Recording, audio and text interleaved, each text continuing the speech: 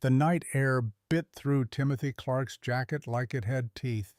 He stood on the sidewalk with everything he owned crammed into a single duffel bag and a backpack that barely zipped shut. Behind him, the house glowed warm through drawn curtains. Voices carried on inside as if nothing had changed, as if he were already gone. 18 now, officially an adult. That's what Uncle Robert had said an hour earlier, hands shoved deep in his pockets, standing in the doorway like a landlord delivering an eviction notice. You're old enough to handle things on your own. We did what we could. Timothy hadn't argued. 3 years living under that roof had taught him that arguing only made people dig in harder, made them rehearse reasons until they believed their own cruelty was kindness. So he'd nodded, packed his things in silence, and left without slamming the door. The street stretched empty in both directions. A dog barked somewhere distant. A car passed slowly, headlights sweeping over him before disappearing around the corner. Timothy adjusted the strap cutting into his shoulder and started walking. He didn't know where he was going yet. He just knew standing still would kill him. Have you ever stood outside a place you called home, knowing you'd never be welcome again? His parents had died when he was 15. 3 years ago last October, a wet night when their car hydroplaned on Route 9 and wrapped around a telephone pole. The state trooper who came to the door said they hadn't suffered. Timothy never believed that. He'd seen the photos during the insurance claim. No one walks away from metal twisted like that without suffering. The funeral happened on a Thursday. Rain came down in sheets, turning the cemetery into a mud pit. Timothy stood between Uncle Robert and Aunt Barbara, watching 2 caskets get lowered into the ground. The priest said something about God's plan. Timothy stopped listening after the first minute. What he remembered instead was the hospital, the last time he'd seen his father conscious. Jack Clark had been paled tubes running everywhere, machines beeping their countdown. His hand had felt cold when Timothy held it. The words came out broken, barely audible over the ventilator. "Son, broken things can be fixed. You just need patience and the right tools." Timothy had squeezed his hand. "Okay, Dad, okay." His mother had already been gone by then. The impact had taken her instantly. At least, that's what the doctors said. His father held on for 6 more hours, long enough to say goodbye, long enough to leave Timothy with words he'd carry like stones. Uncle Robert had stood at the funeral with his arm around Barbara, both of them dressed in black that looked too new, too deliberate. "We'll take care of him. Family takes care of family." For a while, they'd meant it. The first year passed in a thaw. Timothy moved into their spare bedroom, the one that smelled like mothballs and old carpet. Robert and Barbara were polite, even warm at times. They asked about school. They made sure he ate. They didn't talk about the accident unless Timothy brought it up, which he learned quickly not to do. The second year, something shifted. Robert's construction business started losing contracts. He came home angry more often, beer on his breath, complaints about the economy spilling over dinner. Barbara stopped asking how Timothy's day had been. The house felt smaller, like the walls were closing in. He buried his parents that day. What he didn't know was he'd spend the next 3 years burying himself. Timothy became the reminder, the obligation, the extra mouth to feed when money got tight. When Robert lost the bid on the Morrison Street development, he'd slammed his fist on the table and looked straight at Timothy. Another mouth to feed, another bill. Another goddamn responsibility I didn't ask for. Barbara had tried to smooth it over. "He's just stressed, Timothy. Don't take it personal." But it was personal. It was always personal. The third year brought open resentment. Dinner became silent, except for the scrape of forks on plates. Timothy learned to make himself invisible, to eat fast, and disappear to his room. He picked up shifts at the grocery store, bagging groceries for minimum wage, trying to contribute. It didn't matter. The math in Robert's head had already been done.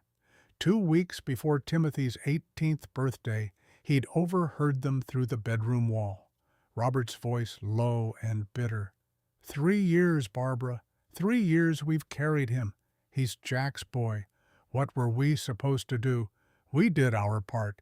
He's legal in 2 weeks, old enough to figure it out like the rest of us. The birthday came and went without cake. That evening, Robert had appeared in the doorway of Timothy's room, the speech already rehearsed. "You're 18 now. Time to stand on your own. We'll give you until end of day to pack." Timothy had counted his money that night. $18.47. 3 years of grocery store wages spent on school supplies, bus fare, the jacket he wore now that barely kept the cold out. He'd tried to save, but poverty had a way of eating every dollar before you could hide it. Now he walked through streets that thinned as he moved toward the edge of town, where streetlights became sparse and pavement gave way to gravel. He passed closed storefronts, empty lots, a small park where he used to sit when the house felt too heavy. His legs ached, but he kept moving, driven by the simple truth that stopping meant thinking, and thinking meant feeling, and feeling meant breaking. The all-night diner appeared like a beacon at the edge of town. Neon sign flickering, half the letters burned out. Timothy pushed through the door and slid into a booth near the back, as far from the counter as he could get. The waitress materialized with a pot of coffee, her name tag reading Sharon. She had tired eyes and a kind smile, the look of someone who'd seen enough late-night stragglers to know when to ask questions and when to just pour. "Coffee's fresh. You okay, honey?" Timothy nodded, wrapping his hands around the mug when she filled it. The heat felt like the first real thing he'd touched all night. Sharon lingered for a moment, studying him the way a mother studies a child trying to lie. Then she disappeared back toward the kitchen. 5 minutes later, she returned with toast, butter jam on the house. He tried to refuse, but she waved him off. "Eat! You look half-starved." The toast tasted like cardboard, but Timothy ate it anyway, forcing down bites that stuck in his throat. Through the window, he could see a bulletin board across the street, covered in flyers and notices. His eyes traced the shapes without reading, just grateful for something to look at besides his own reflection in the glass. Sharon refilled his cup without asking. "We close at 6. You're welcome to stay till then." Timothy pulled $3 from his pocket, leaving it on the table. "Thank you." She looked at the bills and pushed them back toward him. "Keep it. You need it more than I do." He must have dozed off somewhere around 4 in the morning, head tilted against the booth. When he woke, Sharon was filling salt shakers at the counter. Dawn pressed gray against the windows. A man sat, reading a newspaper, the only other customer. The world looked exactly the same as it had 6 hours ago, which somehow made everything worse. Timothy stood legs stiff and stepped back into the cold. Sharon caught his eye through the window and gave a small nod. He returned it and started walking again. The bulletin board stood outside the county office, layered thick with announcements. Bake sales, yard work, lost cats. Timothy almost walked past it, but something made him stop, made him look closer. County auction, unclaimed properties, minimum bids starting at $5. His heart kicked once hard. He read it again slower. The auction was listed for this morning, 9 o'clock, various parcels of land equipment storage units, and at the bottom of the list, log cabin parcel 447B condemned structure, no utilities, minimum bid $5. Timothy reached into his pocket and counted what remained, $14.97. He'd spent $3.50 on the toast he'd tried to pay for. $5. He had $5. Barely. The county office wouldn't open for another hour. Timothy sat on the curb and watched the sun climb, painting the sky in shades of pink and orange that felt obscene in their beauty. Around him, the town woke slowly.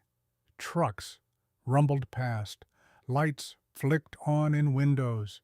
People started their days with coffee and routines and the assumption that they'd have a place to sleep when night came again.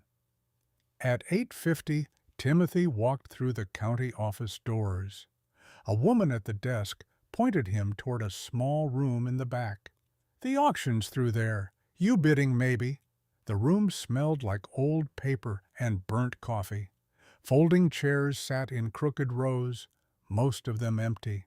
A handful of people scattered across the seats, older folks with folded hands and bored expressions. Nobody looked at Timothy when he slipped into the back row. The auctioneer entered right at 9, a tired-looking man in a wrinkled shirt and wire-rimmed glasses.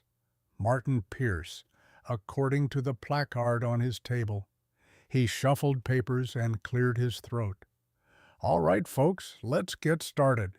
County auction for unclaimed properties and items. All sales final, no refunds, cash or check only." Pierce read through the list in a monotone drone. A storage unit went for $20. Farm equipment for $50. Parcels of vacant land bid up to a few hundred. Timothy sat still, heart hammering against his ribs. Then Pierce paused, squinting at his sheet.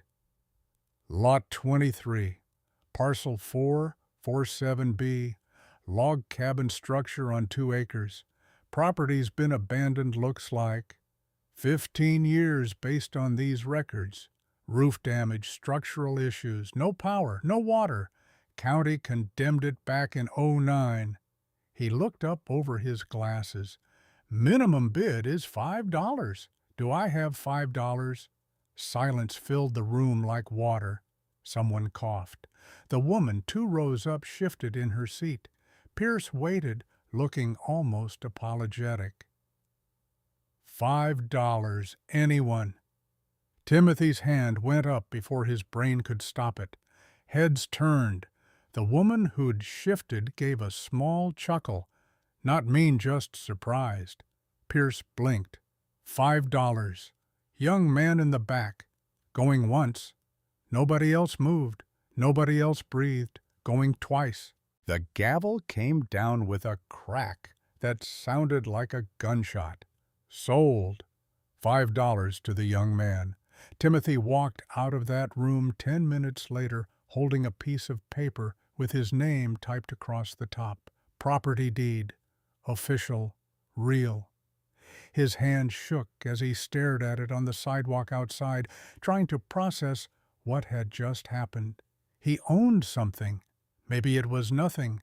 Maybe it was less than nothing. But it was his. Pierce appeared beside him, arms crossed, looking at Timothy the way a doctor looks at a patient with a terminal diagnosis. "Kid, that cabin's not habitable. You understand what condemned means." "Yes, sir. County could come after you if someone reports you're living there. Zoning laws and such. I'm just planning to fix it up." Pierce studied him for a long moment. 1819. 18. Where's your family? Timothy looked down at the deed in his hands. Don't have any. Something shifted in Pierce's expression, something that might have been pity or might have been respect. He reached into his jacket and pulled out a folded map, marking a spot with a pen. "That's where you'll find it. 6 miles out end of Old Mill Road. Road turns to dirt about halfway. You'll know it when you see it. Thank you." Pierce turned to leave, then stopped. "Good luck. You're going to need it." Across the parking lot, a black BMW sat idling. Timothy didn't notice it, didn't see the man inside, watching through tinted windows, phone pressed to his ear. Didn't hear the voice on the other end asking about Parcel 447B, about who'd bought it, about what needed to be done. The walk took most of the afternoon. Timothy followed Pierce's map, watching as pavement became gravel, became twin ruts, barely visible through overgrown grass. Trees closed in on both sides, tall pines that blocked the sky. His shoulders ached from the duffel bag. His feet screamed inside boots that had walked too many miles on too little rest. The woods opened without warning into a clearing, and there it sat. The cabin looked like something that had given up. Roof sagged in the middle, bowing under the weight of years and weather. The left side had partially collapsed, exposing skeletal beams underneath. Windows, one intact, two boarded with rotting plywood, one just an empty socket. The porch steps had broken through, leaving jagged wood pointing up like broken teeth. Vines crawled up the walls, strangling what remained. The whole structure tilted slightly to the left, as if the earth beneath it had shifted, and nobody had bothered to correct it. Timothy stood at the edge of the clearing for a long time, duffel bag hanging from his shoulder, staring at $5 worth of property. It looked worse than anything he'd imagined, worse than he'd let himself hope for. But it was shelter. It was his, and he had nowhere else to go. He circled it slowly, testing walls with his palm. Some logs felt solid beneath the rot. Others crumbled at his touch, revealing hollow cores where insects had burrowed. Near the back, he found initials carved into a beam, JC 1989. The letters meant nothing to him, just evidence that someone had been here once, had cared enough to leave their mark. Timothy climbed the porch, carefully testing each step before committing his weight. Most held, two didn't. He made note of which ones to avoid. The door hung crooked on rusted hinges, swollen from moisture.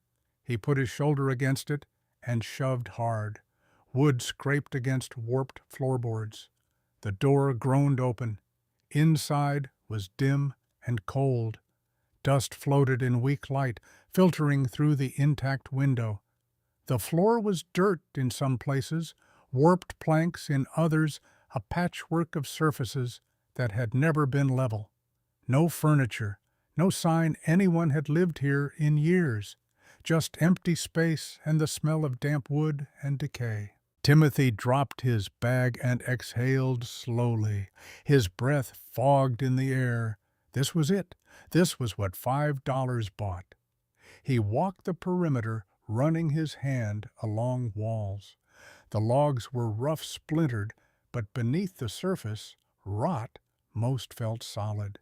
Not all of it was ruined. Some of it could be saved. His father's face appeared in his mind. Not the hospital version tubes and machines, but the before version.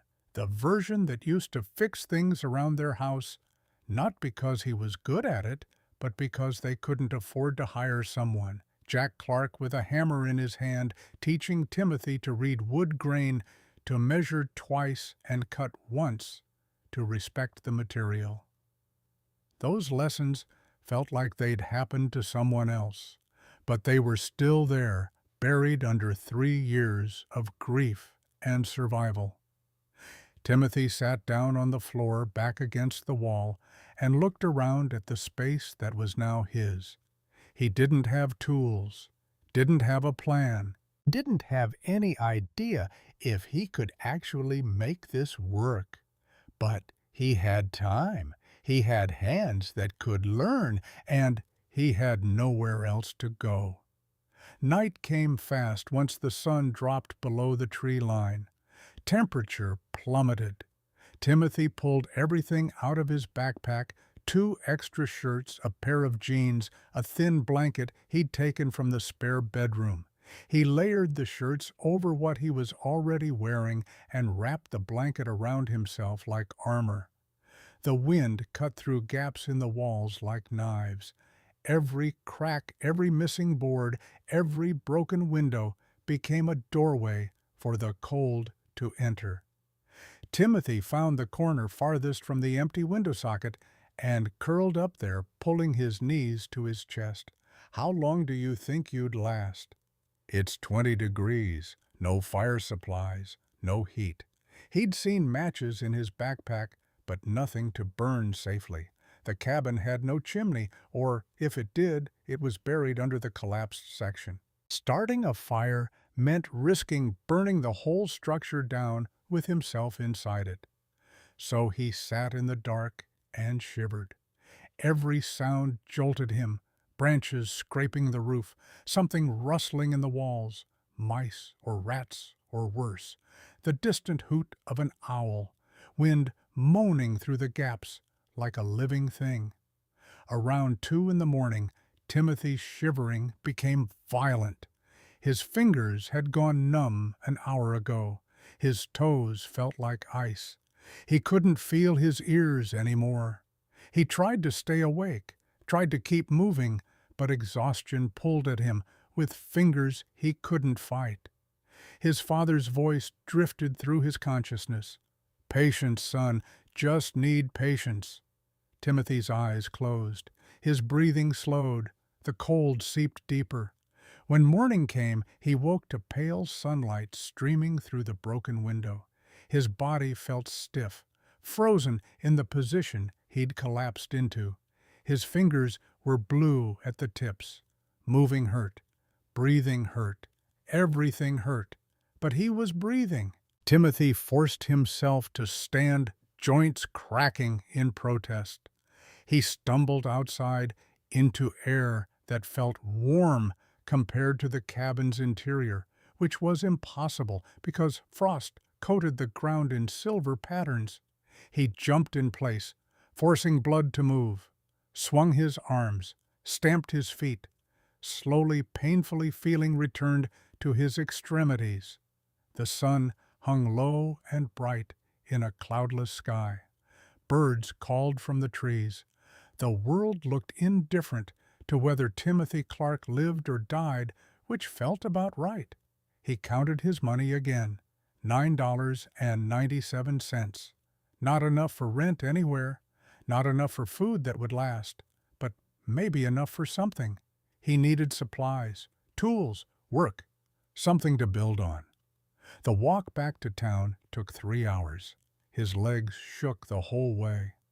Thomas Hardware sat on Main Street, a brick building that looked like it had stood there since before Timothy was born. A bell jingled when he pushed through the door. The smell of sawdust and oil hit him immediately familiar in a way that made his chest tight. Behind the counter stood a man in his 60s, gray hair, and a weathered face wearing flannel despite the store's heat. He looked up from a clipboard. "Help you?" Timothy's throat felt dry. "I'm looking for work, any kind."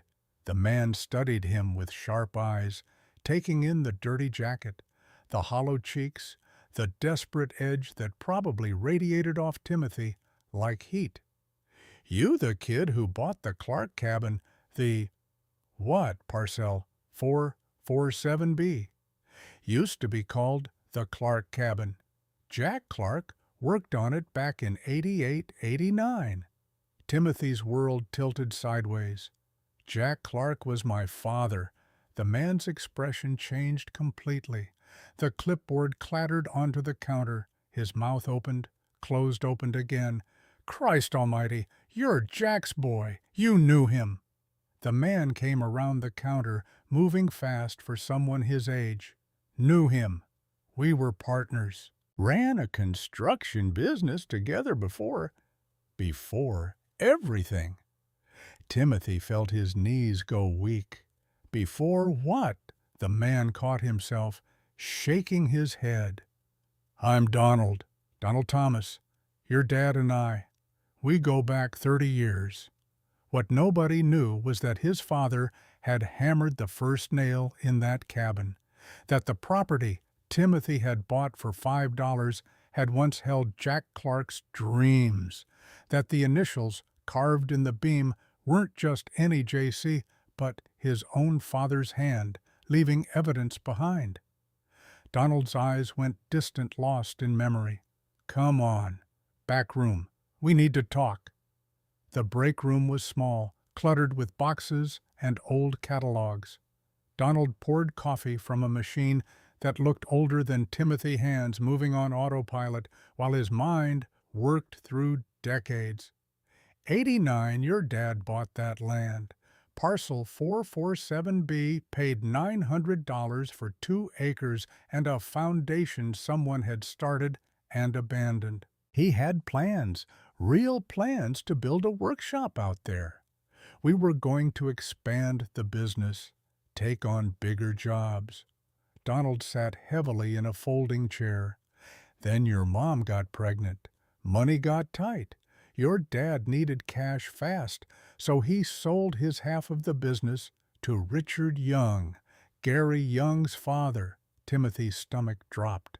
Gary Young. The name meant nothing, but felt important. Richard screwed him, paid half what the business was worth, knew Jack was desperate, and couldn't negotiate. Your dad took the money, moved to take that factory job in Millbrook, left the cabin half finished. Donald looked at Timothy directly. He never stopped talking about that place. Said someday he'd go back, finish what he started, build the workshop he'd dreamed about. Timothy's voice came out rough. He died before he could. I know, I was at the funeral. The words hung there. Timothy had no memory of Donald at the funeral, but then he had no memory of much from that day beyond rain and mud and the priest's meaningless words. Your uncle never told you any of this? Uncle Robert doesn't talk about Dad. Ever. Donald's jaw tightened. Robert's got his reasons, I suppose. None of them good. He stood abruptly businesslike again. You said you need work. Stock shelves, sweep up whatever needs doing. $8 an hour. Timothy's heart kicked. I need tools more than money. Donald considered this. Work 4 hours today. Take $30 in supplies instead of cash. Fair more than fair. They shook hands. Donald's grip was firm, calloused, the handshake of a man who'd built things his whole life. Timothy spent the afternoon learning the store's layout, hauling boxes, organizing inventory. Donald watched him work with an expression Timothy couldn't read. Several times he opened his mouth like he wanted to say something, then closed it again. At closing time, Donald handed Timothy a canvas bag. Inside, a hammer with a solid hickory handle, a box of nails, work gloves that looked new, a coil of rope, a blue tarp. Timothy stared at the contents. This is more than $30 worth. Donald waved him off. Call it an investment. In what? In Jack Clark's boy. He disappeared into the back and returned with something folded over his arm. Wool blanket? Army surplus. Keep you alive out there. Timothy tried to speak, but couldn't find words. Donald saved him the trouble. Your dad pulled me out of a snowbank in '91. Blizzard hit while I was changing a tire on Route 9.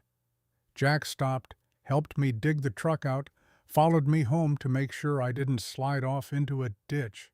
Never asked for anything, never mentioned it again. That's who your father was. Donald's eyes were wet. I owed him. Now I owe you. So take the blanket and don't argue. That blanket would save Timothy's life 3 times before spring came. But he didn't know that yet. He just nodded, throat too tight to speak, and took the gift. The walk back to the cabin felt different. The bag of tools hung heavy on Timothy's shoulder, but it was good weight, purposeful weight.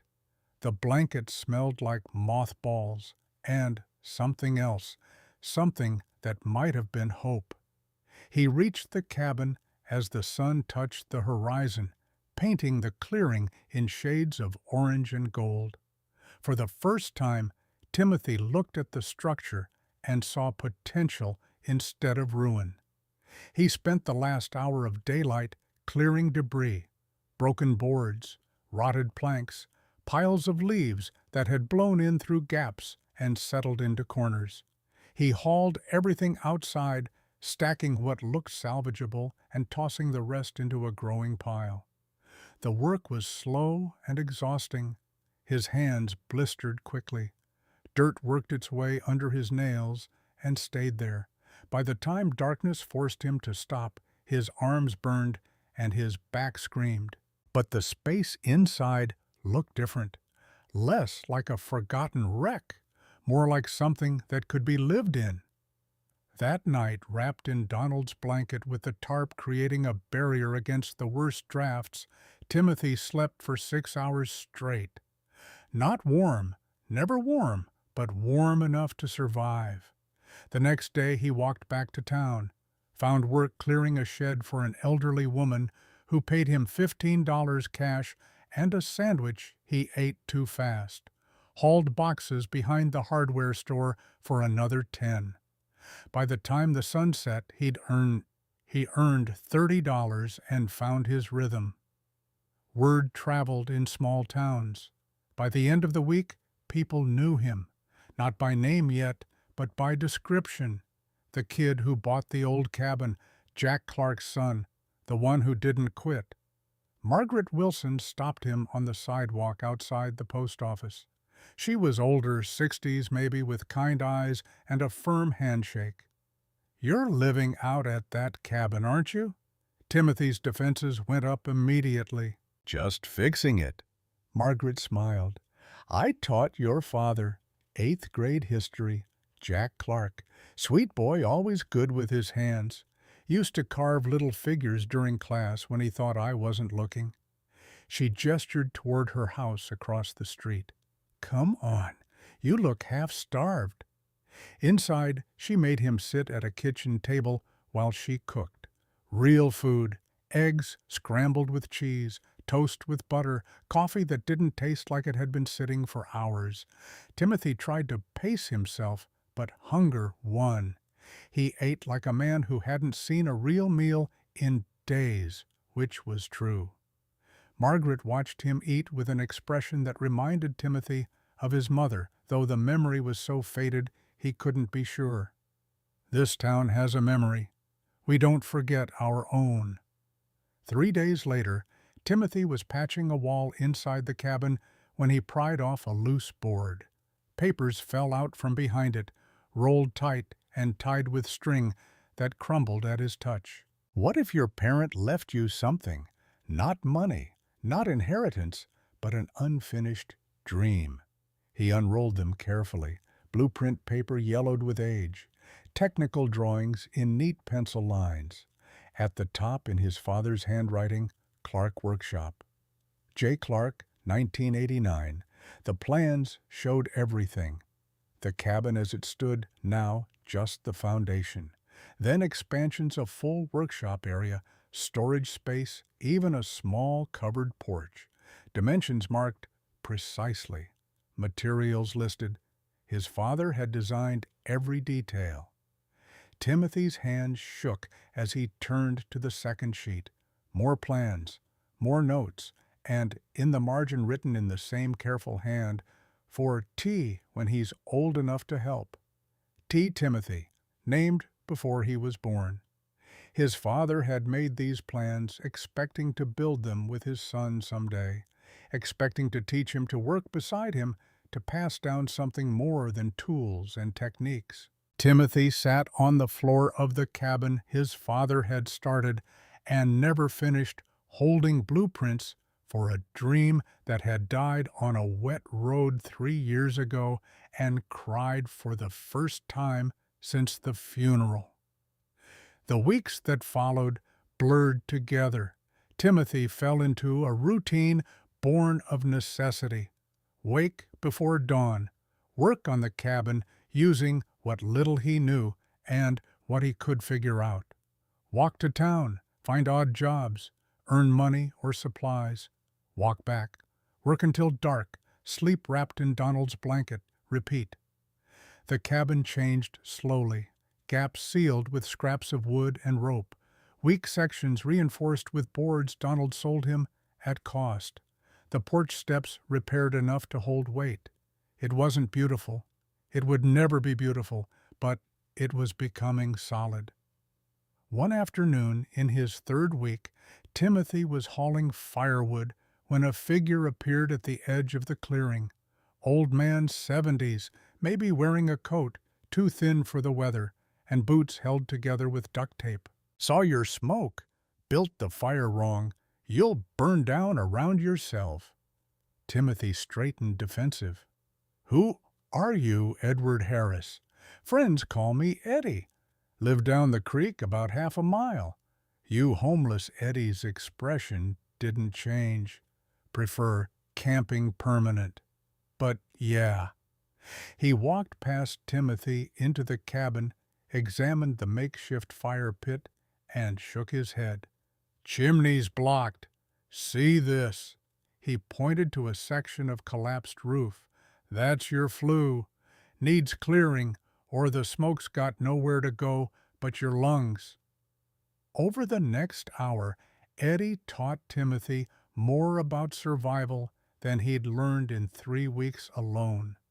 How to check a chimney, how to layer clothing to trap warmth, how to find dry kindling even after rain, where to set traps for small game if things got desperate.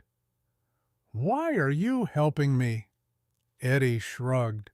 Worked construction with your dad back in '86. Jack Clark. Good man. Pulled me out of a bad place once. The pattern was becoming clear. Jack Clark had touched lives, had helped people, and now those people were helping his son, paying forward debts Timothy hadn't known existed. Eddie came by most days after that.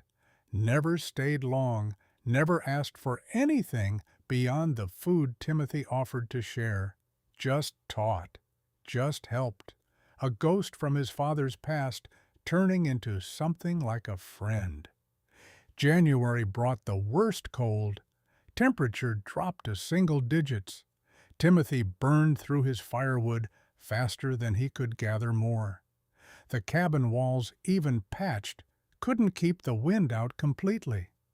He learned to sleep in all his clothes, wrapped in the blanket positioned near the fire so he could feed it without fully waking. One morning he found Margaret waiting by the road with a thermos of soup and a paper bag of sandwiches. For you. Don't argue. He didn't. Pastor Jonathan Wright stopped by with a load of firewood in his truck bed. Heard you might need this. The town was helping him, not out of pity, out of memory, out of respect for a man who died too young and left his son with nothing but unfinished plans and other people's stories. By early February, the cabin had evolved from death trap to marginal shelter. Not warm, never truly warm, but survivable. Timothy had learned to work with cold fingers to measure by eye when the light was too dim to see the tape. His hands had calloused over, toughened by constant work. His body had adapted to near constant hunger, burning lean and efficient. He was changing, becoming something harder, something that didn't break as easily. The afternoon Gary Young appeared. Timothy was splitting wood outside the cabin. The sound of an engine broke the forest quiet. An expensive SUV, black and clean, pulled into the clearing like it owned the place. The man who stepped out wore a tailored coat that probably cost more than Timothy had earned all month. Late 40s, graying at the temples, with the kind of smile that didn't reach his eyes. "You're Timothy Clark." "Yeah." "Gary Young? I own Young Development. We've been buying land around this area." He pulled out a folded map, spreading it on the SUV's hood. Properties circled in red. Parcel 447B sat in the middle, unmarked. "That land you're sitting on, worth about $50,000 if it's developed right. Part of a bigger project we're putting together." Timothy leaned on the axe. "It's not for sale." Gary's smile widened. "Everything's for sale, son. It's just a question of price. How much would it take for you to sell your dream, 5,000, 50,000, your soul?" He pulled a business card from his pocket, pressing it into Timothy's hand. $5,000, cash. Offer's good until the end of February. I said it's not for sale." Gary looked at the cabin, at Timothy's patched walls and makeshift repairs, and something cold flickered across his expression. "You've got grit, I'll give you that. But grit doesn't keep you warm. Think about it." He climbed back into the SUV. The engine purred to life. Before driving away, he lowered the window. "Your uncle sold to my father for pennies on the dollar. Know why? Because he didn't have a choice. Think hard about whether you want to make the same mistake." The SUV disappeared down the trail, leaving only dust and the smell of exhaust. Timothy looked at the business card. Gary Young, President, Young Development. A phone number, an address in town. He thought about the cabin, about his father's blueprint still rolled up inside, about the people who'd helped him, about the fact that he'd survived this long on nothing but stubbornness and other people's kindness. $5,000, more money than he'd ever seen, enough to start over somewhere warm, somewhere easier. He walked to the fire pit and held the card over the flames, watched it catch, watched it curl and blacken and turn to ash. Not everything was for sale. Some things you built, some things you kept. That night brought the worst cold yet. The thermometer Donald had given him read -15 when Timothy checked it at midnight. The fire struggled to put out meaningful heat. Wind howled through gaps in the walls despite every patch, every seal, every desperate attempt to keep it out. Timothy wore every piece of clothing he owned, wrapped in Donald's blanket, fed the fire constantly, kept moving, kept blood flowing, kept fighting the cold that wanted to pull him down into sleep that wouldn't end. Around 3 a.m, he started hallucinating. His father's face appeared in the shadows, mouth moving without sound. Then his mother reaching for him with hands that dissolved when he tried to touch them. This is how it ends. Frozen at 18 in a cabin his father started and never finished, trying to build something from nothing and failing like everyone said he would. But he kept the fire going, kept moving, kept breathing. When dawn finally came pale and gray through the window, Timothy was still alive. Barely. His fingers had gone past numb into a different kind of pain. His toes felt like blocks of ice. His whole body shook with shivers, so violent they hurt. But he was breathing. He stumbled outside into air that felt warm at 20 degrees, jumped in place, swung his arms, forced blood to move through frozen vessels. The sun climbed higher, painting the snow-covered clearing in shades of pink and gold.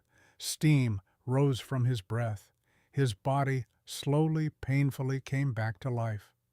Timothy looked at the cabin, at the smoke rising from the chimney Eddie had helped him clear, at the walls he'd patched, and the windows he'd covered, and the door that now closed tight enough to keep the worst of the cold out. He'd survived the night. Not comfortably, not easily, but he'd survived. And somewhere in that frozen dawn, standing in a clearing 6 miles from the nearest human being, Timothy Clark understood something his father had tried to tell him in a hospital 3 years ago. Broken things could be fixed. You just needed patience and the right tools and the will to keep hammering even when your hands were numb and your body screamed and every rational thought said to quit. He wasn't quitting. Inside the cabin, he found the blueprint and unrolled it on the floor, studied his father's plans, traced the dimensions with cracked fingers, started making notes in the margin about what he'd need, what he could salvage, what he'd have to build from scratch. The work would take months, maybe years, maybe it would never be finished the way his father had imagined it. But Timothy would try. Not because it was easy, not because he had a choice, but because some dreams were worth finishing even if the person who dreamed them was gone. Timothy just turned down $5,000, 1,000 times what he paid. Would you have taken the money or bet on yourself? Drop a comment and tell us your choice. March arrived with mud and melting snow. The cabin had survived the worst of winter, which meant Timothy had too. He'd learned to read the forest's moods to predict weather by the way wind moved through pine branches to stretch a can of beans across 3 days when money ran short. But survival wasn't the same as living. The cabin still leaked when it rained. The generator Eddie helped him rig sputtered and died every few days. Water came from a stream a quarter-mile away, carried in buckets that froze his hands even through gloves. Timothy was hauling those buckets when he saw the figure waiting near the cabin. Tall, lean, familiar in a way that made his stomach drop. Ryan Robinson leaned against a tree, hands shoved in his jacket pockets, looking exactly like he had 3 years ago. Same easy posture, same crooked smile that used to mean they were about to do something stupid together. They'd been best friends once, before the accident, before Timothy's world collapsed and Ryan's kept spinning without him. "Dude, heard you were out here." Timothy set the buckets down, water sloshing. "Yeah." Ryan stepped forward and Timothy saw the changes. Broader shoulders, work boots that weren't falling apart, a young development jacket with the company logo stitched across the chest. The logo hit Timothy like a fist. "You work for Gary Young, construction crew. Been there 8 months. It's good money, man. 18 an hour." The number hung between them. $18 an hour. More than Timothy made in a week of odd jobs. "You living in this?" Ryan gestured at the cabin, and something in his voice walked the line between concern and judgment. "Fixing it up." Ryan walked closer, examining the patched walls and makeshift repairs with the eye of someone who knew construction. His face said what his mouth didn't. This place was still a wreck. "Look, Gary's my boss. He mentioned you. Said you bought this land. Did he mention he tried to buy it from me?" Ryan's expression flickered. "Yeah, he did. What else did he mention?" The question landed hard. Ryan shifted his weight, not meeting Timothy's eyes. He's serious about developing this area. Like permits filed, investors lined up serious. Good for him. "Timothy, man, you can't live out here. This place it's not safe. I'm making it work." "For how long?" Ryan's voice carried frustration, now the tone of someone who'd practiced this conversation. "Winter almost killed you. Everyone in town knows it. What happens next year, or when the county decides this violates some code, I'll handle it." With what Ryan gestured at the buckets, the patched walls, the whole precarious situation. "You're one bad storm away from this collapsing on you." Timothy picked up the buckets. Thanks for stopping by. Wait, Ryan grabbed his arm. I'm trying to help. Are you, or is Gary paying you 18 an hour to convince me to sell? The words came out harder than Timothy intended, but they hit their mark. Ryan's hand dropped. His jaw tightened. It's not like that. Then what's it like? I don't want to see you freeze to death out here for some point you're trying to prove. Timothy met his eyes. This isn't about proving anything. This is about having something that's mine. They stood there, two friends who'd grown into strangers, separated by more than just 3 years and a dead friendship. Gary's not going to stop. You know that, right? Ryan's voice went quiet. Once he wants something, he gets it. Let him try. Ryan shook his head, something like pity crossing his face. All right, your funeral. He walked away through the mud, and Timothy watched him go, watched the Young Development logo disappear into the trees, felt the ache of losing a friend he'd already lost years ago.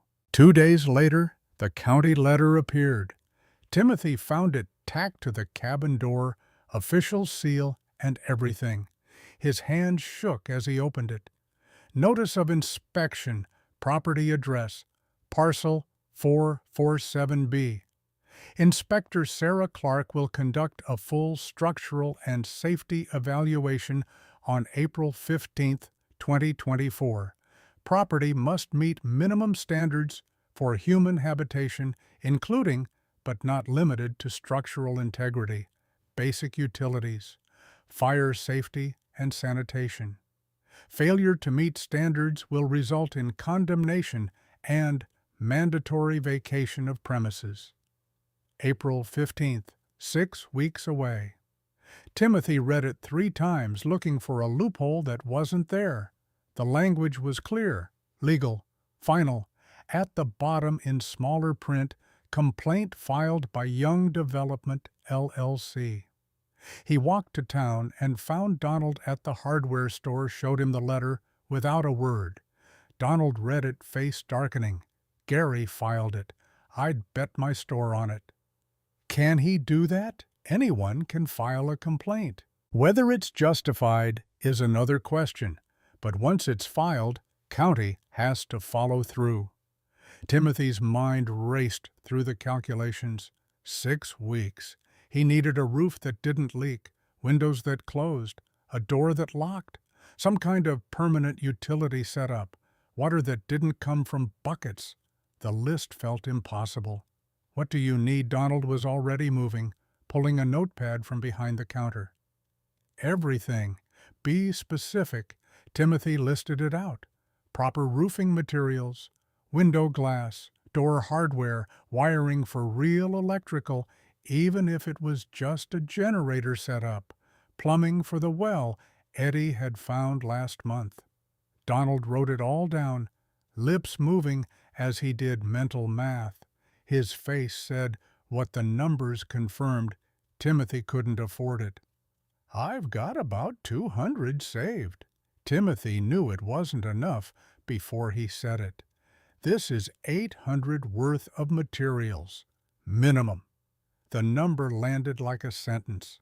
Timothy had survived winter on stubbornness and luck, but you couldn't fight county code with stubbornness. Donald tapped the pencil against the notepad. Let me make some calls. Within 2 days, things started appearing. Pastor Jonathan showed up with Margaret, both of them carrying boxes. Collection from Sunday service. Margaret's voice was matter of fact, like this was routine. $430.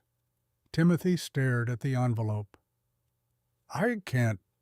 You can and you will. Jonathan's voice left no room for argument. This town doesn't forget its own. Your father helped half these people at some point. Now it's their turn.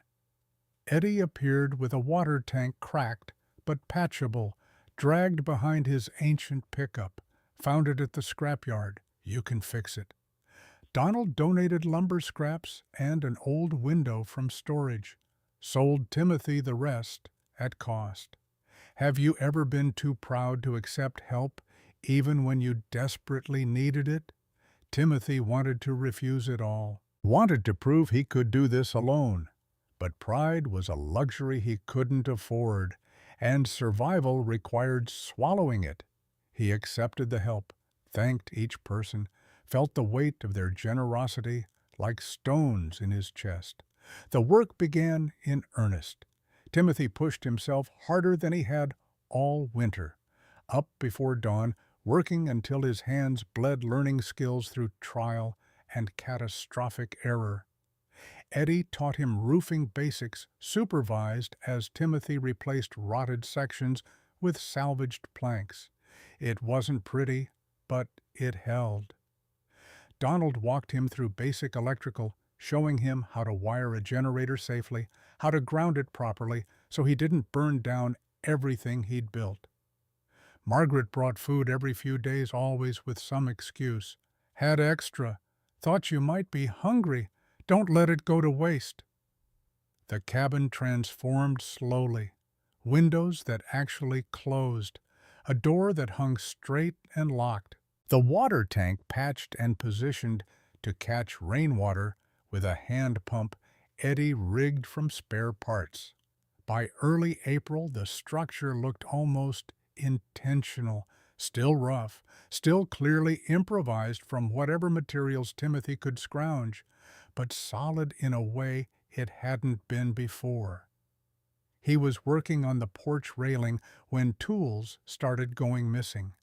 First it was small things, a hammer he could have sworn he'd left on the workbench, nails scattered instead of boxed. Timothy blamed himself, figured exhaustion was making him sloppy. Then, bigger items. A bundle of lumber he'd carefully stacked disappeared overnight. Part of his tarp, the one Donald had given him that first week, slashed and useless. Eddie noticed it too. Someone's been here. The old man crouched by the tree line, pointing at tire tracks in the mud. Vehicle, not yours. Timothy's jaw tightened. Probably just kids. Kids don't drive trucks, and they don't know to hit a work site at night when nobody's around. Could be anyone. Eddie gave him a long look. Could be, but we both know who wants you gone. Timothy didn't respond, couldn't prove anything, and without proof, what was there to do except keep working? April 12th arrived cold and clear. Timothy had spent the evening in town, staying at Margaret's, because she'd insisted, and he'd been too tired to argue. A real bed, hot shower, food that didn't come from a can. He was asleep when Eddie's truck screeched to a stop outside Margaret's house. The pounding on the door brought everyone running. Eddie stood on the porch, face grim. Fire. At the cabin. What would you do if everything you built burned while you slept? They made the drive in 12 minutes, Eddie's truck rattling over ruts at speeds that should have killed them both. Timothy saw the smoke before they reached the clearing, black against the pre-dawn sky. The cabin wasn't fully engulfed, small fire already dying out, but the damage was clear even from a distance. Timothy jumped from the truck before it stopped moving. Ran to assess what remained. The window he'd installed last week, shattered glass everywhere. The door kicked in, hanging from one hinge. The generator smashed, wires pulled out and scattered. Inside, spray paint marked the walls in crude letters, sell or else. Tools lay broken on the floor. The workbench he'd built from scrap timber, destroyed. Lumber stacked for the final repairs, scattered and trampled. And in the corner, barely visible under debris, the edge of his father's blueprint. Timothy pulled it out with shaking hands. Someone had torn it, ripped it deliberately, left it in pieces. The sheriff arrived 30 minutes later took statements, photographed everything. Vandalism, most likely. Could have been kids. We'll investigate. Timothy showed him the young development hard hat he'd found near the fire pit, showed him the spray paint. The sheriff wrote it all down with an expression that said none of it would lead anywhere. Without witnesses, without proof beyond circumstantial evidence, there was nothing to charge anyone with. The law required more than suspicion. Gary Young appeared that afternoon while Timothy was cleaning up, pulled up in his BMW like he owned the clearing, heard about the incident. Terrible thing. His voice carried sympathy so fake it might as well have been spray-painted. Timothy didn't look up from the debris pile. Real shame someone doing this to your property. Makes you think about security, doesn't it? About whether it's worth the risk staying out here alone? What do you want? Gary knew offer. $15,000, cash. Today. You sign the deed, I hand you a check, you walk away from this mess and start fresh somewhere safe. Timothy straightened, met Gary's eyes. No. Think about it. You're 3 days from an inspection you're not going to pass now. Even if you rebuild, even if you fix everything, someone clearly doesn't want you here. Wonder who that could be. Gary's smile never wavered. Life's full of mysteries. But the offer stands. $15,000, expires tomorrow. Get off my property. Something cold flickered in Gary's expression, there and gone. Your property, for now. He climbed back into the BMW. The engine purred to life, expensive and smooth. Before driving away, he lowered the window one more time. Your uncle made the smart choice when my father offered to buy him out. Think hard about whether you want to be smarter than him. The SUV disappeared, leaving Timothy standing in the wreckage of a night's work, holding pieces of his father's dream that someone had deliberately torn apart. He spent the rest of the day salvaging what he could. Some tools were repairable, most weren't. The window was gone completely, the door needed replacing, the generator was scrap metal, and the inspection was in 3 days. Ryan appeared the next morning. Timothy saw him coming through the trees, and his first instinct was to reach for something heavy. But Ryan's face stopped him. The guilt there was raw, unguarded, visible from 50 feet away. Timothy, his voice cracked. I messed up. Bad. What are you talking about? Ryan came closer, hand shaking. Gary told me to discourage you. Said to make it clear you weren't welcome. I thought he meant, I don't know what I thought. The words hung there, taking shape into something Timothy didn't want to understand. You did this, his voice came out flat, emotionless, too shocked for anger yet. Not the fire. That got out of hand. I just meant to scare you, knock some stuff around, but then you burned my cabin. I swear I didn't mean for it to spread. I put it out. I made sure it didn't. Timothy stepped forward, and Ryan flinched. Get out. Let me fix it. I'll tell Gary to. We're done. You hear me? Whatever we were, it's gone. Timothy, please. Get out! Ryan backed away, face crumbling. I'll make this right. I swear. But Timothy had already turned away, turned back to the wreckage that his best friend had created because a man in an expensive suit told him to. Forgiveness isn't erasing the past. It's deciding someone's future matters more than their mistakes. But some mistakes burn too deep for forgiveness to reach. Ryan left. Timothy heard the truck start, heard it drive away, heard silence return to the clearing. He sat down among the debris and tried to figure out how to rebuild 3 days of work in 3 days of time with no money and no materials, and no help. The math didn't work. It had never worked. He'd been running on borrowed time and borrowed luck, and now both had run out. Donald found him there an hour later, took one look at the damage, and made a phone call. By afternoon, materials started arriving. A new window from Donald's personal storage. A door that actually locked, donated by someone Timothy had never met.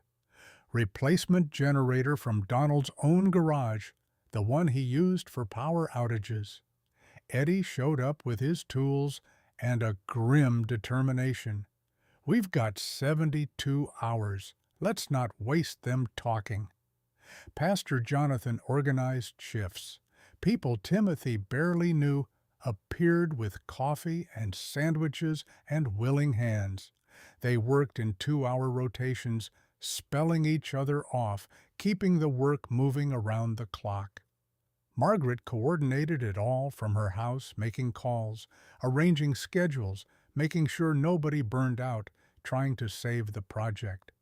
Timothy worked through all of it, 48 hours straight, fueled by coffee and stubbornness and the knowledge that if he stopped moving, he'd have to feel everything he was holding back. His hands bled, blisters formed, popped, formed again. His back screamed, his eyes burned from lack of sleep, but he kept moving. Eddie worked beside him through the nights, teaching in the darkness by flashlight. The old man never complained, never slowed, just worked with the steady patience of someone who understood what was at stake. By April 15th, at 7 in the morning, the cabin looked marginal. The window was in. The door hung straight. The roof patches held water when Eddie tested them with a hoe. The generator ran, powering 2 lights and a space heater that barely worked. Inside, Timothy had cleaned and organized everything, swept the floors, wiped down surfaces, made it look like someone could actually live here without dying. It wasn't pretty, but it was functional. Barely. Timothy stood outside at 9:30 waiting. His body felt like it might collapse if he stopped moving. His hands shook from exhaustion and too much coffee and fear that he'd worked for 72 hours straight and it still wouldn't be enough.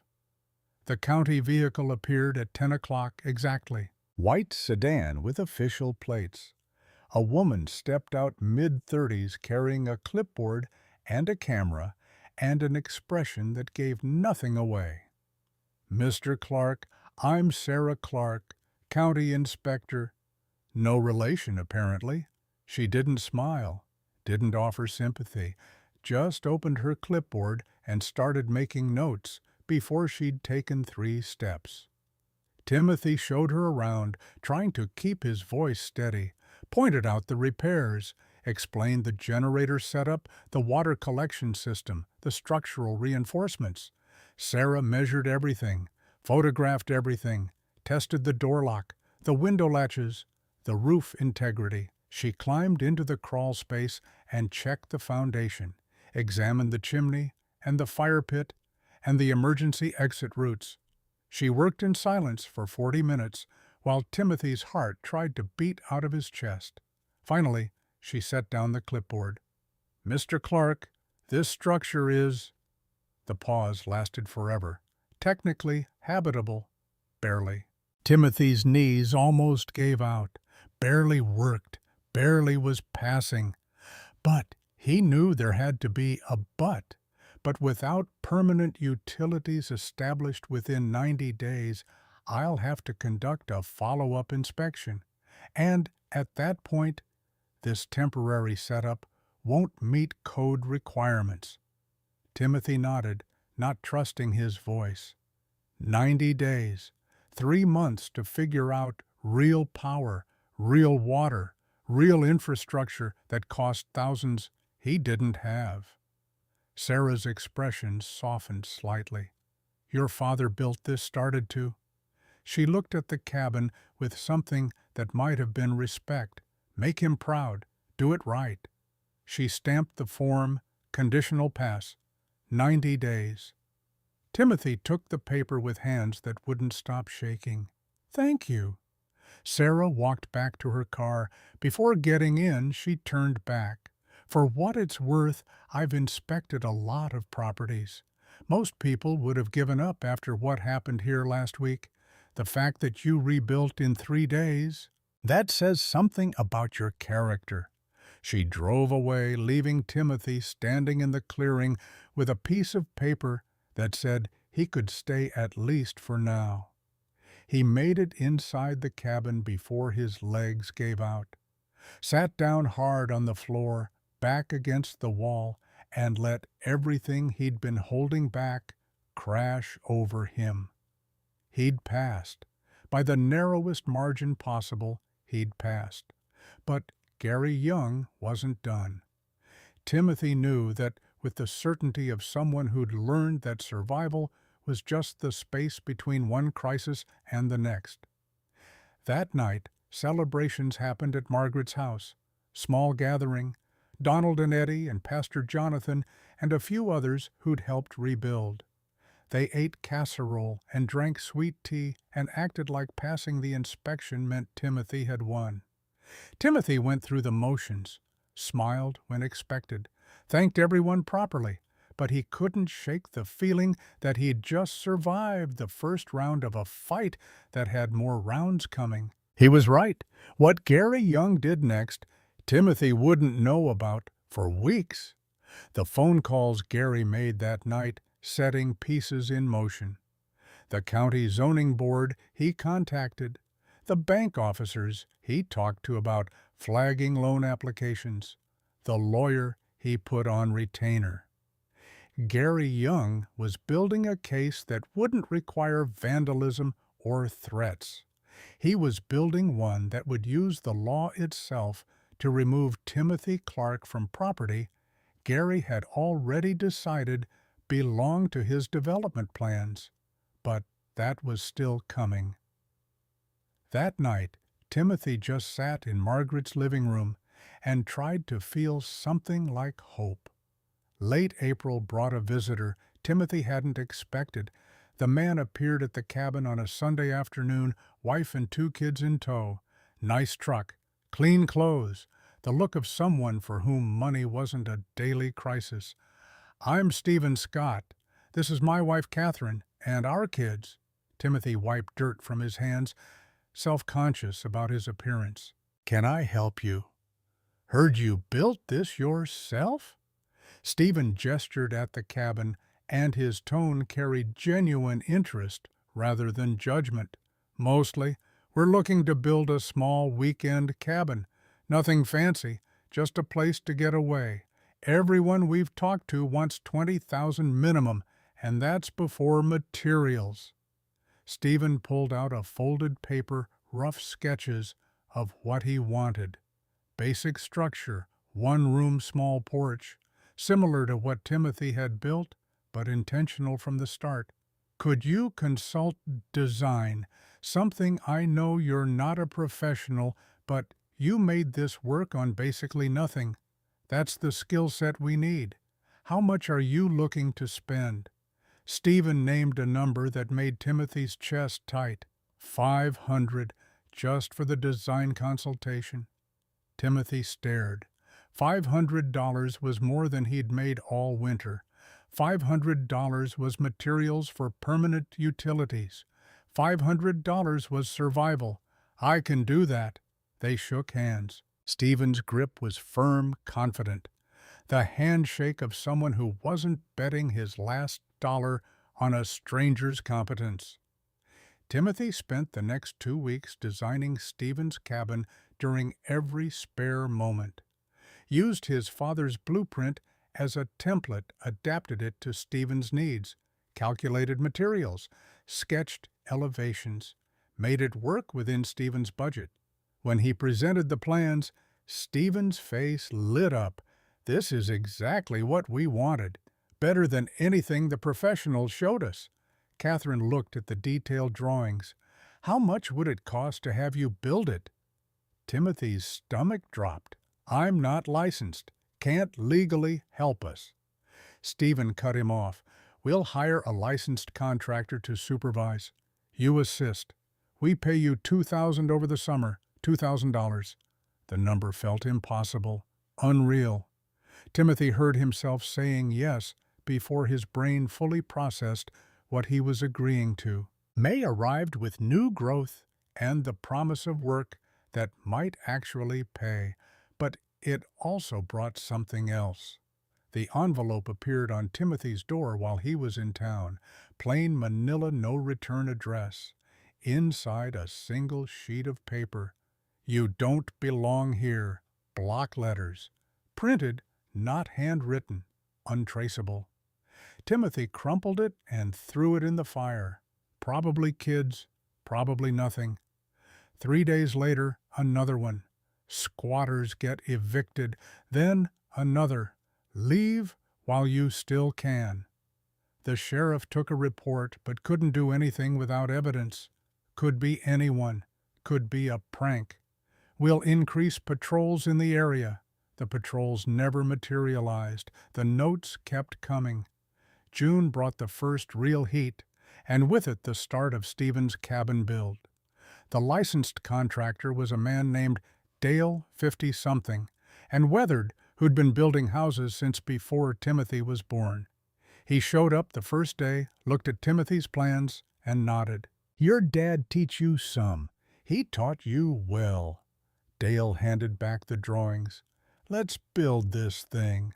The work fell into a rhythm. Dale supervised Timothy, and 2 day laborers did the actual building. Timothy learned more in those first 2 weeks than he had in 6 months alone. Proper techniques, professional standards, how to build something that would last decades instead of seasons. And then Ryan appeared. Timothy was setting foundation posts when he looked up and saw him standing at the edge of the work site. Ryan looked different, thinner, bruise yellowing on his left cheek. "I quit Young Development." Ryan's voice was quiet. "Told Gary where he could shove his development plans." Timothy straightened post-hole digger still in his hands. "Good for you. He hit me when I refused to do more stuff. Hit me and I hit back. Got arrested. Charges dropped, but still." Ryan stepped closer. "I'm working at the gas station now, $9 an hour, pumping gas. But I can sleep at night." The bruise on his face looked painful. The shame in his eyes looked worse. "Let me help with this." Ryan gestured at the construction site. "Free labor to make things right." Timothy wanted to say no, wanted to tell Ryan that some mistakes couldn't be fixed with free work and good intentions. But he looked at his former friend standing there, broken and trying, and something shifted. "One chance. You mess this up, I won't." They worked side by side that afternoon, not talking much, just building. Ryan knew construction knew it well, and his hands moved with the confidence of someone who'd learned the trade properly. By evening, they'd accomplished twice what Timothy had planned for the day. Dale noticed approved said, Ryan could come back if he wanted. Ryan wanted. Over the following weeks, something rebuilt between them. Not the friendship they'd had before. That was gone, killed by betrayal and fire. But something new. Something built on work and silence and the shared understanding that people could be more than their worst moments. We all deserve second chances. The question is whether we're brave enough to earn them. July brought the cabin to 75% completion. The structure stood solid professional in a way that made Timothy proud. Stephen's kids visited regularly, calling him Mr. Builder, which never stopped being funny. Catherine brought lemonade and sandwiches, treated Timothy and Ryan like professionals rather than charity cases. The respect in how she spoke to them meant more than the pay. But underneath the progress, Timothy felt something wrong. The anonymous notes had stopped, which should have been good, but their absence felt like held breath before a storm. August proved him right. The first note appeared on the cabin door, same block letters, "You were warned." Timothy showed it to Eddie, who read it and immediately started checking the perimeter. Found footprints, tire tracks from a vehicle that had pulled up close during the night. "They're escalating." Eddie's voice was grim. "You should stay in town for a while. I'm not leaving. Then someone should stay with you." Timothy worked late that night anyway, finishing details on Stephen's cabin that didn't need finishing. Perfectionism as a delay tactic. When he finally headed back to his own place, the sun had set completely. He didn't see the truck waiting until headlights flared. Two men appeared from the darkness, masks covering their faces. One carried a crowbar. Timothy's training from his father kicked in, not formal fighting, just scrappy survival. He blocked the first swing, landed a punch that made the closer man grunt. But 2 against 1 in the dark was math he couldn't win. The crowbar caught him in the ribs. Timothy heard something crack. Pain exploded through his chest. He stumbled, tried to stay on his feet, got hit again. He fell, tasted blood, heard them destroying the cabin through the ringing in his ears. Shelves smashed, table overturned. The blueprint, his father's blueprint that he'd carefully taped back together, torn again with deliberate cruelty. Someone poured accelerant. Timothy smelled it even through the pain, heard the whoosh of ignition. He crawled, made it outside as the workshop section caught fire. Reached for the only things that mattered, his father's watch from his pocket, the deed from his jacket. Then his body gave up. He collapsed in the dirt and watched the cabin burn. Eddie found him 20 minutes later, called 911, applied pressure to a cut on Timothy's arm that Timothy hadn't known existed. The ambulance took 40 minutes to reach the clearing. By then the fire was out, but the damage was done. 60% of the cabin, 4 months of work, gone. When your dream burns down, do you rebuild or finally walk away? The hospital lights were too bright. Timothy lay in a bed that was too soft, ribs wrapped tight, head pounding from concussion. Sheriff came and went, took a statement that would lead nowhere. Did you see them? No. Recognize voices? No. Any identifying marks? One had a tattoo, Young Development logo, on his wrist. The sheriff wrote it down, but Timothy could see it in his face. Not enough for an arrest. Not enough for anything except confirming what they both already knew. Donald visited, brought flowers that looked wrong in his calloused hands. Margaret came with soup. Pastor Jonathan offered prayers that Timothy didn't listen to. Ryan appeared in the doorway, face wrecked. "This is my fault." "No." Timothy's voice came out rough. "This is Gary's. I started it. I made you a target. You didn't burn it this time." "Doesn't matter. I showed him it could be done." They sat in silence, two broken people in a hospital room, trying to figure out how to move forward when moving backward wasn't an option. Sarah Clark visited on the third day, county inspector, professional. But her face showed something like regret. "I'm sorry, I have to recondemn the property. After this level of damage, I don't have a choice." She showed him the form. Red stamp, uninhabitable. "Even if I rebuild, if you rebuild to code reapply for inspection, we'll evaluate again. But as it stands now legally, you can't occupy that structure." Timothy took the form with bandaged hands. 90 days had become 0 days. Conditional pass had become absolute failure. After she left, he stared at the ceiling and tried to find a reason to keep fighting. The letter arrived the next morning, delivered by a courier who seemed embarrassed to hand it over. Gary Young, final offer, $20,000, cash, expires September 1st. Timothy read it 3 times.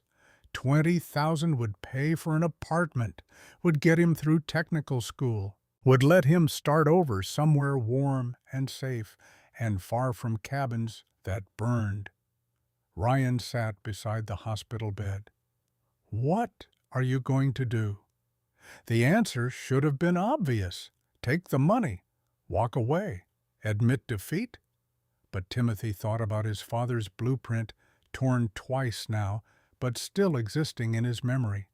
Thought about Donald and Eddie and Margaret, and everyone who'd helped him survive. Thought about the cabin that had almost killed him, but had also saved him. Thought about whether survival was enough, or if he needed to fight for something more. I don't know. The words came out honest, raw. I really don't know. Ethan's lost everything. The cabin, his body, his hope. Would you take 20,000 and start fresh, or dig deeper? Tell us what you'd choose. The hospital discharged him on August 20th. Timothy walked out into summer heat, wearing clothes that Margaret had brought because his own had been destroyed. His ribs hurt with every breath. His head pounded. His left arm was bandaged from elbow to wrist. Margaret drove him to her house. "You're staying here until you figure things out." He didn't argue, couldn't argue, just nodded and let her lead him to the spare room that had become his default refuge. That night, lying in a real bed for the first time in months, Timothy stared at the ceiling and tried to add up losses. The cabin destroyed. Again, his body broken. His savings gone on medical bills insurance didn't cover. His timeline obliterated. His options narrowed to a single choice between $20,000 and nothing. The math was clear. Only an idiot would choose nothing.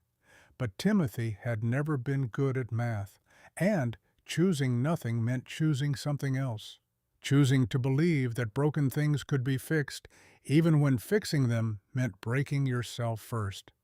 He fell asleep without deciding, without knowing, just exhausted and hurting and out of options except the ones that required him to be stronger than he'd ever been. Tomorrow would bring new problems, new choices, new reasons to give up or dig in. For tonight, Timothy just breathed through broken ribs and tried to remember why any of this had ever mattered. The church basement smelled like coffee and old hymnals. 40 people packed into folding chairs, more standing along the walls. Timothy sat in front, ribs still wrapped, trying to figure out why Pastor Jonathan had called this meeting without telling him first. Donald stood up, and the room went quiet. "Jack Clark's son is one of us. We don't let bullies run good people out of this town." Margaret rose next, steady and firm. "We've watched Timothy survive what would have broken most men twice his age. He's earned our help, not charity. Help!" One by one, people stood. The farmer whose gate Timothy had fixed, the elderly woman whose shed he'd cleared, people he barely knew, but who knew his father knew his story, knew enough to care. Pastor Jonathan moved to the front. "We're going to rebuild that cabin, together, not because Timothy needs saving, but because that's what communities do." "Wait!" Timothy tried to stand, but his ribs protested. "I can't ask. You're not asking." Jonathan's voice left no room for argument. "We're offering. There's a difference. Have you ever seen strangers become family through shared purpose?" Dale, the contractor from Stephen's project, stepped forward. "I'll supervise construction. Pro bono. Got nothing better to do with my Saturdays. Donald pulled out a ledger. $3,400 collected from Sunday services, past plates at diners, donation jars at businesses. It's yours! Timothy's throat closed. The number was impossible. More money than he'd seen in his entire life. Materials are covered. Donald continued like this was a construction bid, not a miracle. We've got suppliers donating at cost. Lumber yards giving us their scratch and dent pile for free. I've got 15 volunteers committed to weekends. Jonathan checked his list. More if we need them. Timothy looked around the room at faces weathered by their own struggles, people who had every reason to worry about their own problems. And here they were, organizing his rescue like it was the most natural thing in the world. Why? His voice cracked. Why are you doing this? Margaret answered, gentle but direct. Because broken things deserve to be fixed, and because your father would have done the same for any of us. The meeting shifted to logistics, schedules, materials, timeline. Timothy sat and listened to people planning his future with more care than he'd ever planned it himself. Afterward, Ryan found him outside. That was something. Yeah. You going to accept Timothy watched people file out, talking and planning, already committed to work they didn't owe him. Do I have a choice? You always have a choice. Ryan's voice was quiet. Question is whether you're brave enough to let people help you. That night, Timothy spread the torn pieces of his father's blueprint on Margaret's kitchen table. The paper was fragile, damaged twice now, but the lines were still visible. He started taping patient and meticulous. Ryan appeared beside him with more tape, like a puzzle. Yeah. They worked in silence, piecing together Jack Clark's dream one fragment at a time. The corner section that showed final measurements was missing, destroyed completely. Timothy stared at the gap. Can't rebuild it without these dimensions. What did they show? That's the problem. I don't remember. Ryan started to suggest they estimate, but Timothy held up a hand. Wait. He closed his eyes.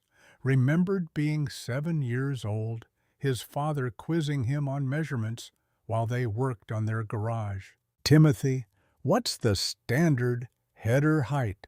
How wide for a door frame? What's the pitch for drainage? His father's voice, in his memory, patient and steady. Measure twice, cut once. Know the numbers before you need them. Timothy opened his eyes and started writing. The measurements flowed from memory he didn't know he had. Every dimension his father had drilled into him as a child suddenly relevant. Suddenly the difference between rebuilding and giving up. He filled in the missing corner with numbers that felt right in his bones. Ryan watched, amazed. How did you, my dad? He taught me this stuff when I was a kid. I forgot, I remembered. The blueprint lay complete again, damaged but whole. A map to something Timothy's father had started, and Timothy would finish. 2 days later, the county letter arrived. Margaret brought it to Timothy like it was contaminated. More bad news. Timothy opened it, already braced for impact. Notice of zoning violation. Parcel 447B currently zoned agricultural use only. Residential structures prohibited. Hearing scheduled. September 15th, 2024 to determine property status and required remediation. At the bottom, complaint filed by Young Development, LLC. Gary was using the law now. No more vandalism. No more threats. just paperwork that could remove Timothy as effectively as any fire. Donald read it and his face went dark. That zoning was changed in 1990, after your dad sold out. Can we challenge it? Need to prove the original zoning. Margaret was already thinking ahead. County records from before the change. Pastor Jonathan knew where those were stored. Old courthouse basement. Everything from before they digitized in '95. The three of them went that afternoon. The basement was exactly what you'd expect: boxes, stacked to the ceiling, files, thick with dust, the accumulated paper trail of a small town's bureaucracy. They searched for 4 hours. Timothy's ribs ached from reaching and bending. His head pounded. But he kept looking, because giving up meant letting Gary win. Margaret found it. 1988 zoning map. Original classification. She unrolled it on a table, and there it was. Parcel 447B, clearly marked residential/mixed use. Timothy photographed it with his phone hand shaking. This is it. This is proof. They kept searching, found the 1990 petition to change it, filed by Richard Young, Gary's father. Reason given: prevent low-income housing development in agricultural zone. The language was coded but clear. Richard Young had changed the zoning to keep certain people out, to control who could build and who couldn't, and he'd done it right after buying out Jack Clark, ensuring the land Jack owned would be devalued. They changed the rules to keep my dad from coming back. Timothy stared at the documents. They made it impossible for him to finish what he started. And now Gary's trying to use those same rules against you. Donald's jaw was tight. But we've got proof the original zoning was different. This wins the hearing. Timothy needed to believe it. This gives you a fighting chance. September 1st arrived with clear skies and the organized chaos of community construction. 15 volunteers showed up at the clearing at 8 in the morning, tool belts on and ready to work. Dale directed them like a general commanding troops. Foundation crew here, framing crew there, roofing team, you're up after lunch. Timothy tried to coordinate, but Dale waved him off. You're injured. Supervise. Let us build. So Timothy supervised, watched his father's blueprint become reality under hands that weren't his own. The structure rose faster than he'd imagined possible. Eddie worked alongside men half his age, teaching techniques, never complaining. Ryan ran materials, fetched tools, worked harder than anyone, still trying to prove something to himself. By evening, the frame stood complete. Walls were going up. The shape of the cabin emerged from nothing solid and intentional. Stephen Scott showed up with his family, brought sandwiches and cold drinks for everyone. His kids ran around the work site, calling it Mr. Builder's Castle, which made the volunteers laugh. Catherine pulled Timothy aside. You changed our lives, you know. Our cabin is perfect. We spend every weekend there now. I'm glad. This community showing up for you, that's not charity. That's debt being paid. You helped us. Now we help you. Timothy watched people work, some he knew and some he didn't, all connected by invisible threads of obligation and kindness that held communities together when everything else tried to pull them apart.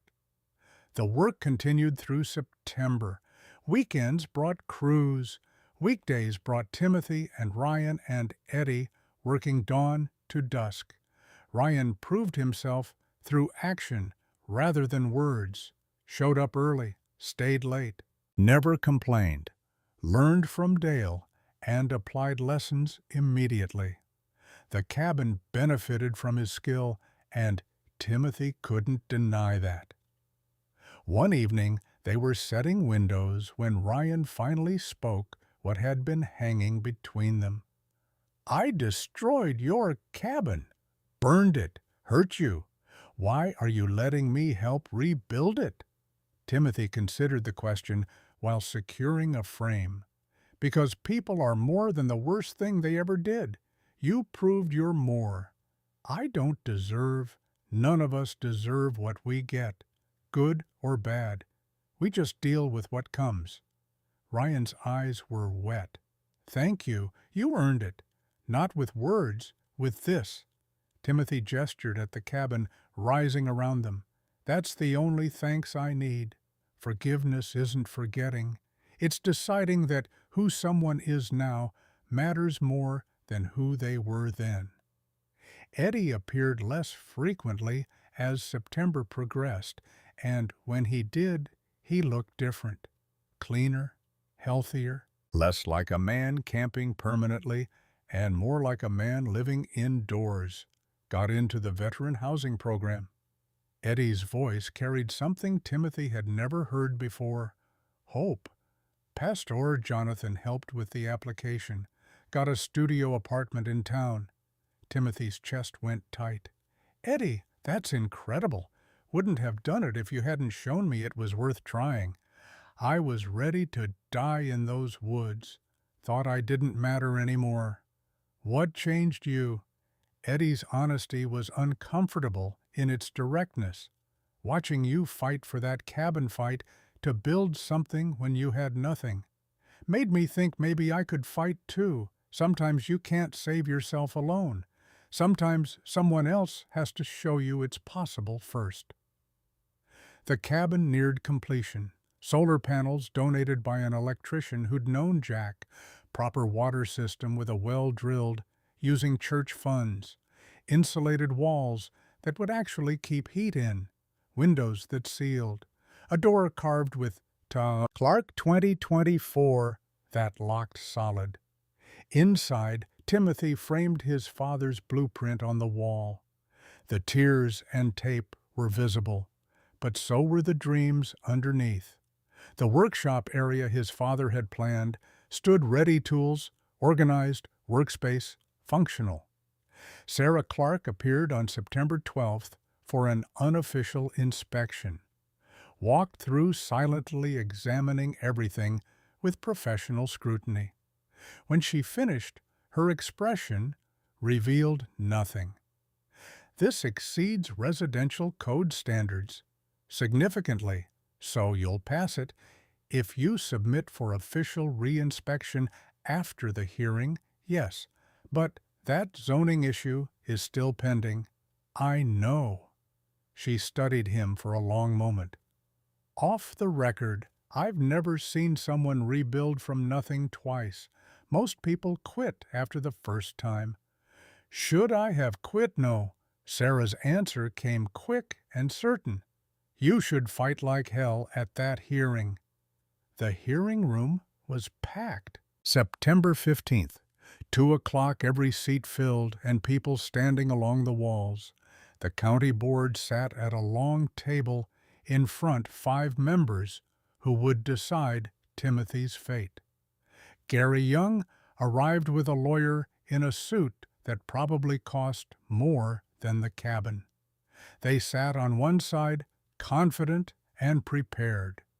Timothy sat on the other with Margaret Donald and Ryan. Pastor Jonathan had rallied support. 30 people from town showed up, a silent army of witnesses. The board chair called the hearing to order. "Matter of zoning violation, parcel 447B. Mr. Young, your complaint." Gary's lawyer stood smooth and professional. "Simple matter of law. Parcel is zoned agricultural. Residential structure violates code. Structure must be demolished and property returned to compliant use." He presented documents, zoning maps from 1990 showing agricultural classification, county codes prohibiting residential structures on agricultural land, everything technically correct and completely damning. "Mr. Clark, your response." Timothy stood ribs still aching and presented the 1988 map. Original zoning was residential/mixed use. The change to agricultural happened in 1990, filed by Richard Young immediately after he bought out my father's construction business. He showed the petition. Read aloud the reason given. The coded language meant to exclude rather than include. This zoning change was made specifically to devalue land my father owned, to ensure he couldn't return and finish what he'd started. It was a business tactic disguised as land management. Gary's lawyer objected. Historical motivation is irrelevant. Current zoning is clear. But Ryan stood unexpected and unplanned. I worked for Young Development. Gary Young personally told me to harass Mr. Clark, to vandalize his property, to make him sell. The room erupted. The board chair called for order. Gary's face went red. Ryan continued, voice shaking but determined. He offered me money to drive Timothy out. When I refused after the first incident, he threatened me. When I quit, he assaulted me. I filed a police report. He produced paperwork. The assault report, dated official. Gary's lawyer tried to recover. Irrelevant to the zoning question, it shows a pattern. Timothy cut him off. Gary Young has used every method available to remove me from property he wants for development, legal and illegal. The zoning complaint is just another tactic. Sarah Clark stood, which wasn't procedure, but nobody stopped her. I've inspected the property 3 times. The structure now exceeds all residential code requirements. It's safe, legal, and professional quality. The only question is zoning classification. Dale stood next. I've built houses for 30 years.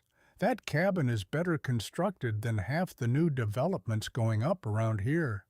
One by one, townspeople stood, spoke about Jack Clark, about Timothy's character, about the economic benefit of allowing small-scale residential construction, about community values versus corporate development. Margaret's voice cut through clearly. This board can choose to uphold a zoning change made for discriminatory reasons in 1990, or it can restore the original classification and let a young man live on land his father bought honestly. The board deliberated for 20 minutes that felt like hours. Timothy watched their faces, trying to read positions, failing completely. Finally, the chair spoke. The original zoning was indeed residential/mixed use. The 1990 change appears to have been motivated by factors beyond proper land management. We vote to restore original zoning classification to Parcel 447B effective immediately. 4-1. The gavel came down. Mr. Clark's structure is approved as conforming to residential code under restored zoning. The room exploded in applause. Timothy felt his knees go weak. Ryan grabbed his arm to steady him. Margaret's face was wet with tears. Gary stood face dark with rage and stormed out without a word. His lawyer followed already on his phone. Outside, Gary waited by his BMW. "You think you won?" "It's over, Gary. I could buy every property around you, make your life hell." Timothy met his eyes, calm despite everything. "Go ahead. I'm not leaving." Gary stared at him, and something shifted in his expression. The realization that he'd lost, not just the hearing, but the whole fight.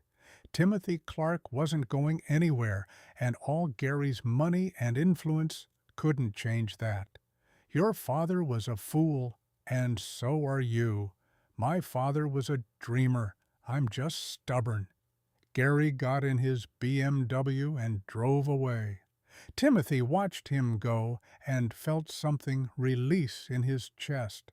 Not quite forgiveness, not quite peace, just the end of carrying hate like a weight. Is victory about destroying your enemy or simply refusing to be destroyed? That night, Timothy sat alone on the cabin's porch. New porch, solid and level, built to his father's specifications. Stars spread overhead in patterns that felt almost celebratory. He thought about his father, about Jack Clark buying this land with dreams of a workshop, about those dreams dying on a wet road, about Timothy finding them again in blueprint form and making them real through fire and blood and help he'd never asked for. "I did it, Dad." The words came out as a whisper. "I finished what you started." The forest answered with wind through pine trees and the distant call of an owl. No voice from beyond, no sign from above, just Timothy in the cabin and the knowledge that he'd survived. 1 year later, September 2025, the cabin had become headquarters. Clark Construction and Design, according to the sign Ryan had carved and mounted by the road. Small crew Ryan as foreman. 2 apprentices learning the trade, Dale consulting on bigger projects. 5 cabins built and delivered, 3 more in progress. A reputation for quality work at fair prices, built one project at a time. Timothy still did hands-on work. Couldn't imagine sitting behind a desk when there were boards to cut and nails to hammer. The office occupied the workshop space his father had designed, filled with blueprints and lumber samples and the organized chaos of a business that worked.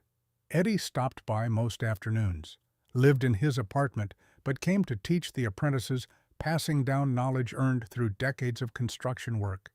Sober, 9 months now, healthier, present in a way he hadn't been when Timothy first met him. "You're the best teacher we have." Timothy meant it. "You gave me a reason to be useful again." Eddie's gratitude was matter of fact. "That's worth more than rent."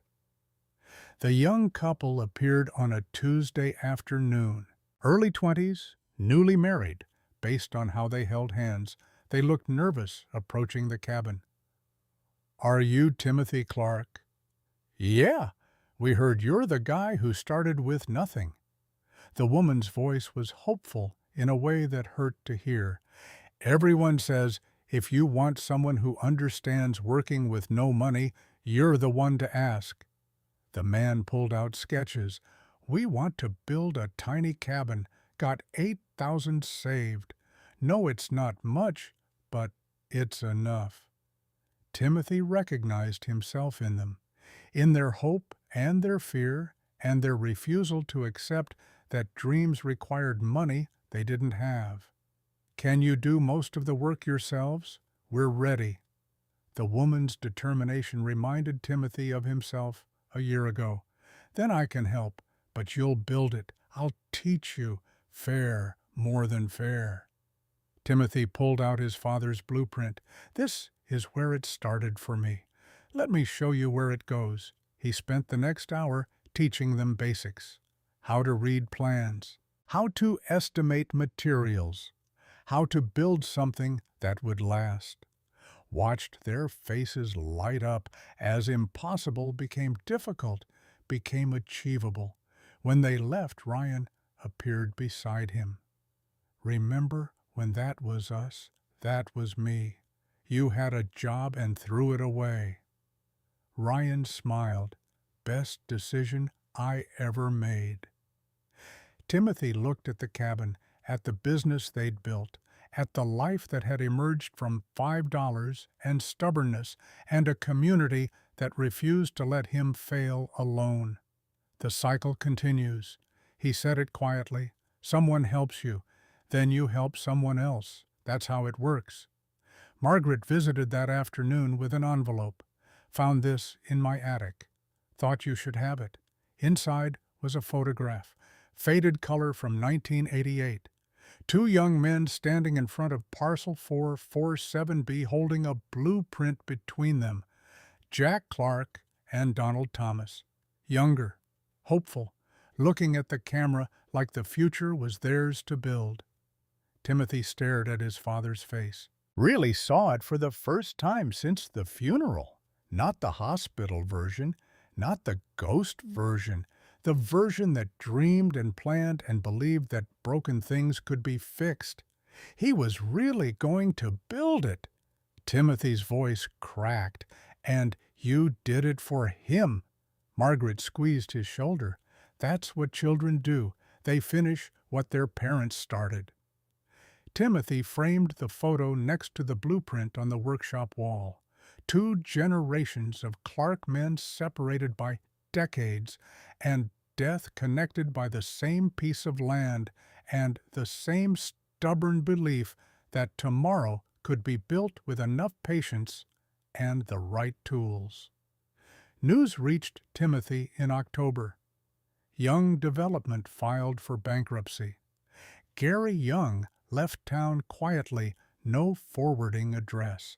The properties he'd been buying up went into foreclosure, bought by smaller developers who actually lived in the area. Timothy heard it from Donald, felt relief more than satisfaction. Gary's ending wasn't his concern. The man had made his choices and lived with consequences. I hope he finds his way. Timothy meant it. Donald looked at him like he'd grown a second head. After everything he did, carrying hate just makes you heavy. Rather travel light. The town council meetings happened monthly now. Timothy attended when he could voice for fair housing and updated zoning codes. Worked with Sarah Clark on modernizing building standards that made sense rather than just excluding people. The partnership surprised everyone, including them. Former inspector and former violator now collaborating on policy that would help others like Timothy had been. Ryan ran the day-to-day construction. Timothy focused on design and teaching. They formalized it in November Clark and Robinson Construction, LLC. Equal partners. Ryan argued he didn't deserve equal stake, but Timothy insisted. You earned it.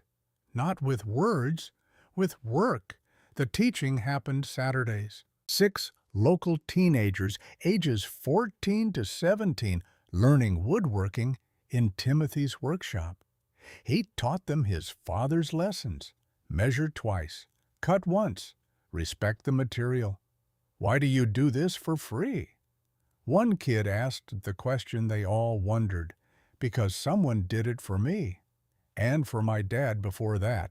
You don't pay forward by charging. He taught them more than carpentry. Taught them that failure wasn't final.